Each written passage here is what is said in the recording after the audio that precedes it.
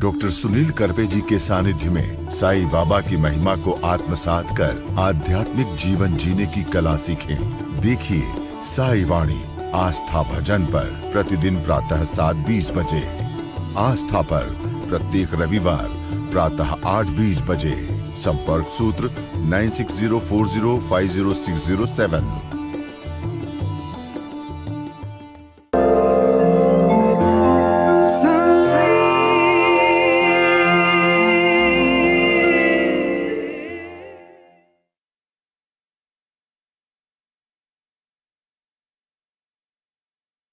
साईं तेरे चरणों में कोटि प्रणाम। साईं तेरे चरणों में कोटि प्रणाम। साईं तेरे चरणों में कोटि प्रणाम। साईं तेरे चरणों में कोटि प्रणाम। शरण में ले लो साईं प्रभो। शरण में ले लो साईं प्रभो। शरण में ले लो साईं प्रभो। शरण में ले लो साईं प्रभो। नमस्कार मेरे प्रिय आत्मन और मेरे पूरे देश के, पूरे विश्व के साईं भक्त। साईं बाबा को प्रणाम। साईं वाणी का प्रारंभ करते हुए मुझे बड़ी खुशी है और कुछ नहीं, आज सिर्फ प्रसन्नता से आप सब सुनो। आज आपको सुनने वाला मेडिटेशन करना है और मैं विनती करना चाहूँगा, आज शुरू से लेके 20 मिनट तक आप पूरी तरह से सिर्फ मेरी आवाज़ को आँख बंद करके सुनना है आपको। साईं वाणी को प्रारंभ करने के बाद पूरे देश और विश्व से लोग जुड़े और लोगों ने अपनी समस्याएं मेरे साथ साझा की। और जब उन्होंने कहा कि हमें आपसे बात करके अच्छा लगता है, तो मुझे बड़ी खुशी हुई कि मेरा शब्द उनके लिए बहुत महत्वपूर्ण हो रहा है और उनके जीवन में बदलाव ला रहा है। मैं बहुत कुछ करना चाहता हूँ।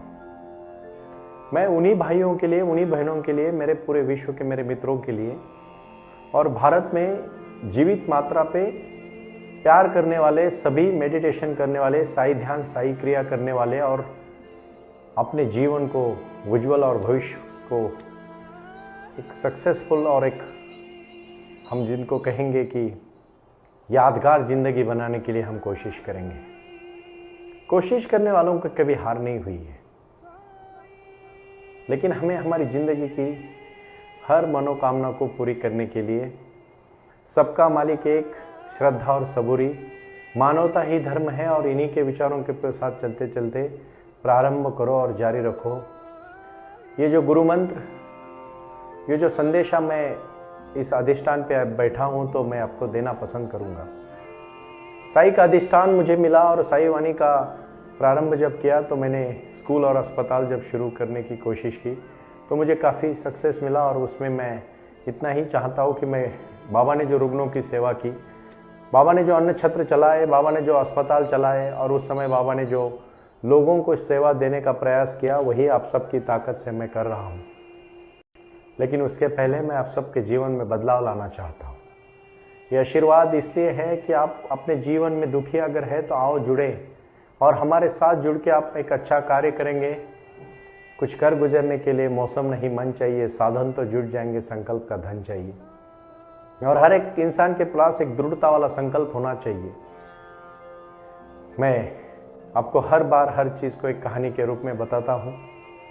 अपने अपने जीवन में अपने लक्ष्य तय करने के बाद हमें जहाँ पहुँचना है वहाँ हमें उसके लिए चलना पड़ेगा। ना दौड़ना पड़ेगा, ना रुकना पड़ेगा, सिर्फ चलना पड़ेगा। चलते चलते आप पहुँच जाओगे। हर जिंदगी का नया दिन है। हर दिन जब नया आता है तो खुशी से हम झूम उठते हैं। भारत देश को अगर देखा जाए तो विविधता से बना हुआ देश है। पंजाब से लेके कन्याकुमारी तक और जम्मू कश्मीर से लेके कच्छ तक हर जगह पे हमने नए नए त्यौहार हम मनाते हैं और अलग अलग भाषाओं से विविधता से बना हुआ मेरा देश है। इसी देश में एक ही समय में कहीं ठंड होती है तो कहीं बर्फ़ होता है, कहीं बर्फ़ होता है तो कहीं धूप होती है, कहीं धूप होती है तो कहीं छाँव होती है। उसी प्रकार जीवन में सुख आता है और सुख के बाद दुख आता है। दोनों के बीच है वो जिंदगी है, जन्म लेते हैं और हम मृत्यु के पास पहुँचते हैं। इतने सारे विषयों का चिंतन करने के बाद बाबा ने जो मुझे ज्ञान दिया और साई वाणी में जब आपके सामने प्रस्तुत करता हूँ तो मुझे माफ़ करिएगा अगर मेरे शब्द कोई आपको दुख पहुँचा दे। तो मैं इतना ही चाहता हूँ कि आपका जीवन में बदलाव आए और आप अपने जीवन में खुश रहें। एक फ़कीर के पास एक सम्राट 2 साल पूरी तरह से ज्ञान लेके अपने राज्य में चला जाता है और भगवान के आशीर्वाद से अपना राज्य चलाता है, लेकिन उसको बाग काम का काम करने के लिए वो फ़कीर उसको सिखाता है कि बाग अपनी कैसी होनी चाहिए। क्योंकि कहते हैं घर का आंगन घर की दशा बताता है। उसी प्रकार अपनी घर की, अपने बगीचे के और राजमहल के सामने वाली जो बाग है वो अपने राजमहल का सब आनंद दिखा देगी।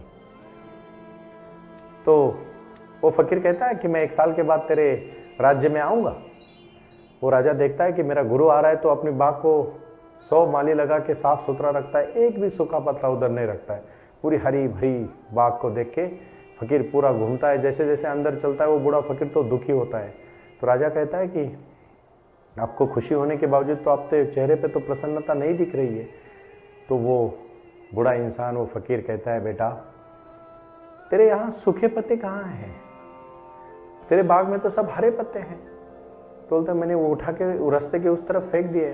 तो फ़कीर वहाँ तक जाता है, कुछ वहाँ के पत्ते अपने पास लेता है और फिर से रास्ते पे डाल देता है। और तो फिर वो जैसी हवा आती है तो पत्ते उड़ने लगते तो एक आवाज़ होती है।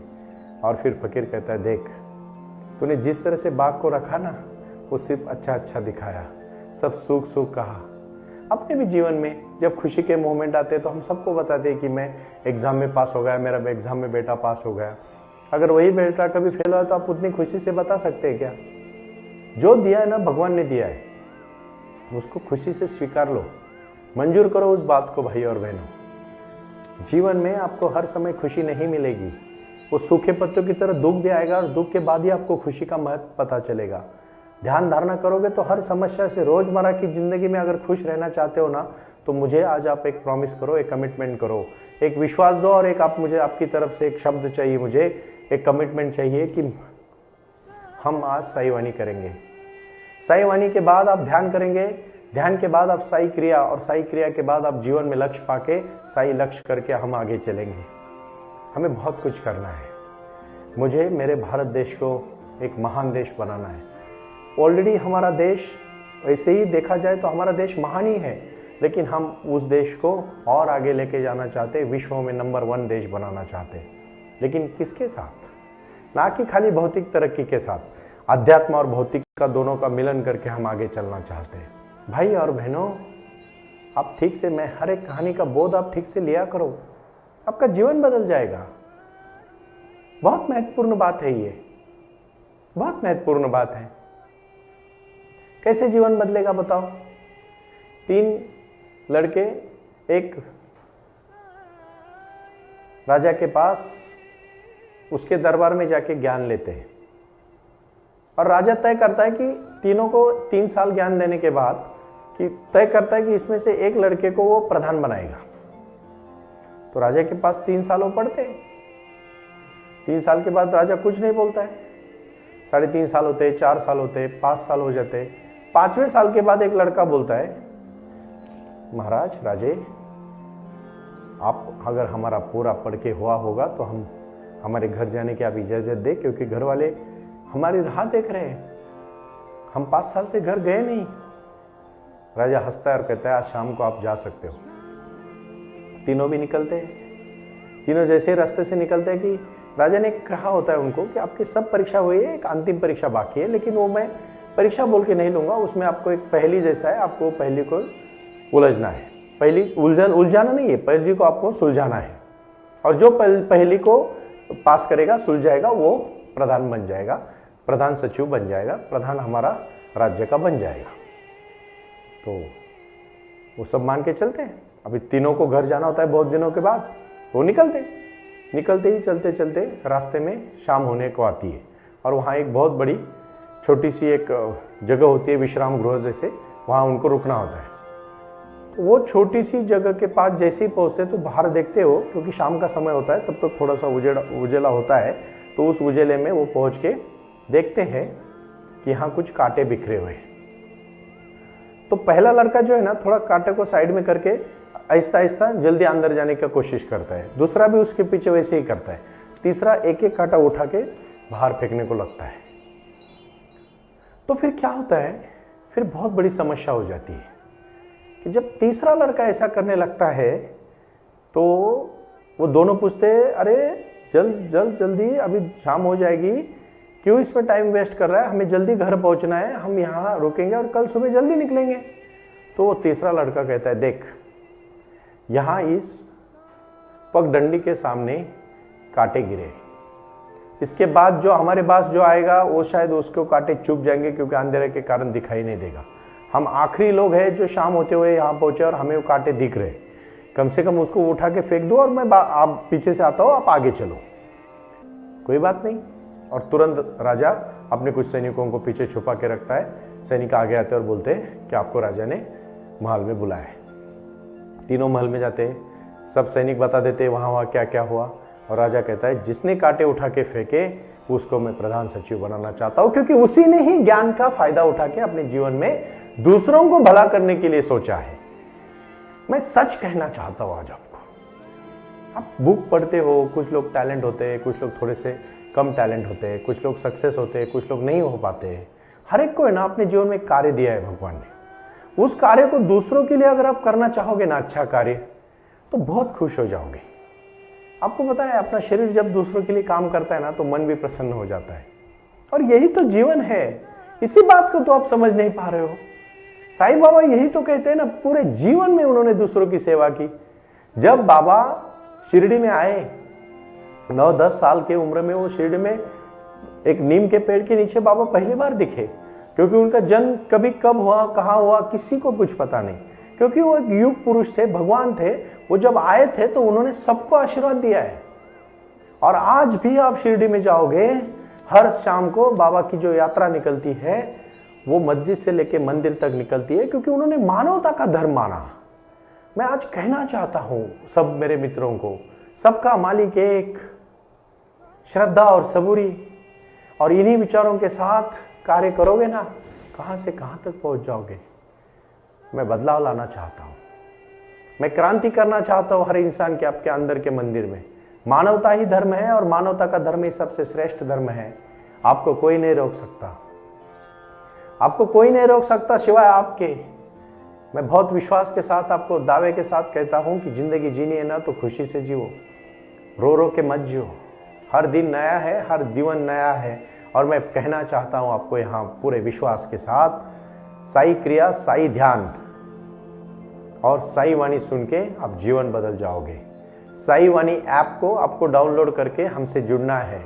जितने मेरे विश्व के भाई बहन जुड़ेंगे उतनी मेरी ताकत बढ़ेगी। और मेरी ताकत ये मैं इसलिए कहना चाहता हूँ कि मुझे आप लोगों की सेवा करनी है। आओ, जुड़ो साई के आशीर्वाद से और साई का ध्यान करके जीवन में बदलाव लाओ। यही तो जीवन है। क्या कुछ नया करना है अपने जीवन में? कल से आज जो दिन गया है उससे आज का दिन, कल का दिन अच्छा करना है और कल का दिन अच्छा करना है। और यही तो जीवन करते करते हमें एक दिन जीवन सुंदर बनाना है। हो सकती है गलती हुई होगी गलती, बट अभी नहीं करना है। मेडिटेशन और शांति के साथ जुड़ना है भाइयों। आपको ध्यान करना है। सिर्फ 1 घंटा मांग रहा हूं मैं, 40 मिनट और 20 मिनट। 20 मिनट सुनने के लिए, 40 मिनट एक्सरसाइज के लिए। और क्या चाहिए?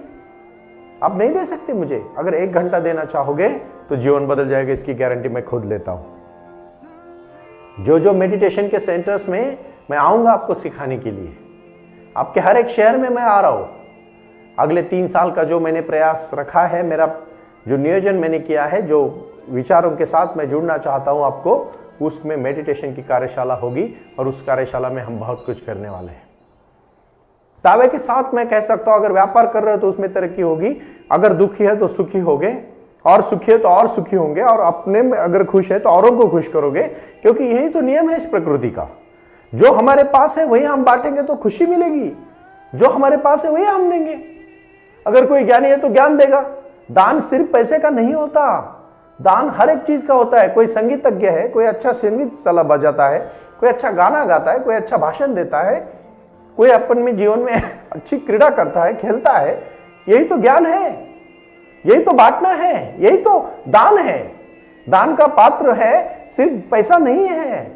पैसा तो वो लोग देते हैं जिनको पास दूसरा देने के लिए और कुछ है नहीं। अरे जीवन आनंदित दे दो। मुझे पता है मुझे आपकी शक्ति मिलती है। कितने सारे भाई और बहनों का मुझे आशीर्वाद हर दिन मिल रहा है। और ये साई वाणी का काम अकेला चला था, मैं अकेला चला था। मैं फिर से कहना चाहूंगा आपको, मैं अकेला चला था, आज करोड़ों लोग जुड़ गए। इतना खुशी मिलता है कि आपके जीवन में बदलाव आ रहा है। मैं फिर से कहूंगा, साई ध्यान और साई क्रिया करोगे, जीवन बदल जाएगा। प्रारंभ करो और जारी रखो, प्रारंभ करो और जारी रखो। इसकी एक छोटी सी कहानी मैं बताना चाहता हूं। ये छोटी सी कहानियां मैं क्यों बता रहा हूं बार बार? आप कहोगे सुनील जी ही मर्डर तक की कहानी करते हैं। वो बहुत शांत दिखता था लेकिन वो सुसाइड करता है। क्यों? क्योंकि वो लोग दबाते जाते हैं, वो कभी व्यक्त होते नहीं। आज मैं कहूंगा, अपने सब मेरे मित्रों को आज ऐलान करना चाहता हूं, जोर से मैं बोलना चाहता हूं आज आपको, अब एक ही चीज करो। हाँ, और एक मैं आज सूचना देना पसंद करूंगा सबको। हर दिन मेरे संपर्क में बहुत सारे लोग आते हैं, कुछ लोग व्हाट्सअप करते हैं, बहुत सारे लोग फोन भी करते हैं हमारे ऑफिस में। एक बात सुनो भाइयों, मैं आपके हर एक बड़े बड़े शहर में आ रहा हूं। आपको यहाँ पुणे में हम सबको आने की जरूरत नहीं है। गुरु पूर्णिमा के दिन हम एक बहुत बड़ा उत्सव करने वाले हैं शिरडी में। वहां तो मैं आप सबको बुलाऊंगा, लेकिन आप याद रखना, आप अपने शहरों से पहले ये घर बैठे साई वाणी हर दिन सुनना। आस्था भजन पे हर दिन सुबह 7:20 और रविवार के दिन 8:20। जल्दबाजी मत करना, समय से आहिस्ता आहिस्ता पहुंचना है आपको। और आज के कहानी से क्या बोध लिया ना, वो मुझे आपको व्हाट्सएप करके 2 लाइन में 5 लाइन में आपको भेजना है। 9604191919 इसी नंबर पे। आज मैं इतना ही कहना चाहता हूं, उठो जागो और तब तक मत रुको, प्रारंभ करो और जारी रखो। प्रणाम।